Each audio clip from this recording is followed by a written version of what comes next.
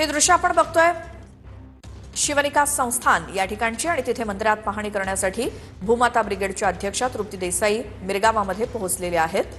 तृप्ती देसाई मिरगाव दौऱ्यावरती आहेत आणि मिरगावातील भोंदूबाबाच्या शिवनिका संस्थानच्या त्याच्यात बराच दबाव आला असता आणि तो कुठे येऊ नये त्यामुळे वरिष्ठांमार्फत तो गुन्हा दाखल होणं गरजेचं होतं आणि त्यासाठी जेवढं आक्रमक काम किंवा त्याच्यामध्ये जे काय अगदी त्या टीम मध्ये काम करणं असेल, त्याची गुप्तता पाळणं असेल, हे सगळं जे आहे ते सुरुवातीला जसं आम्ही केलं। तुम्ही म्हणालात की माझी काम करण्याची पद्धत ही रस्त्यावर ठाण मांडण्याची आहे, पण या वेळेला जे आहे ते खरातला बेड्या पडल्या पाहिजेत, तो परदेशात गेला नाही पाहिजे, यासाठी आक्रमक पद्धतीनं गुप्तपणे काम करण्याचं काम जे आहे ते टीम बरोबर केलं। पण ज्या वेळेला तुमच्याकडे हे व्हिडिओ आले त्यावेळेला कुठेतरी तुम्ही सेटलमेंट केली असा आरोप चाकणकर करतात किंवा रुपाली ठोंबरे असा आरोप करतात की तुम्ही देखील सेटलमेंट किंवा ब्लॅकमेलिंग तुमच्याकडनं देखील केली गेली। एवढ्या घाणेरड्या पद्धतीचे आरोप आमच्यासारख्या सामाजिक चळवळीतल्या कार्यकर्त्यांवर करणं, मला असं वाटतं की राजकीय महिलांनी त्यांचं काम करावं।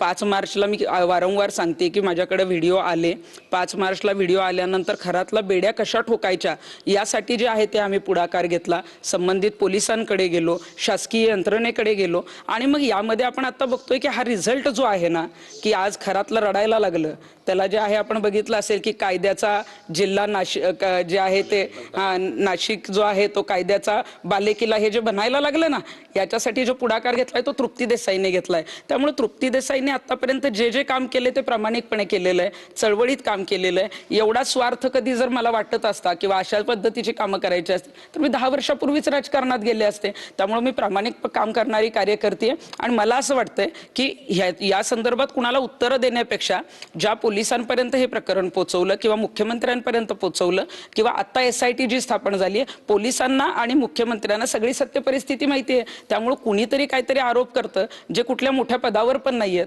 ज्यांचं पद काढून घेतलेलं आहे, अशा लोकांनी फक्त आमच्यावर आरोप करायचे कारण त्यांना पद पाहिजे, तर मला असं वाटतं की त्यांनी ते मिळणार नाही। त्यांची तक्रार सुद्धा मी केलेली आहे। चाकणकर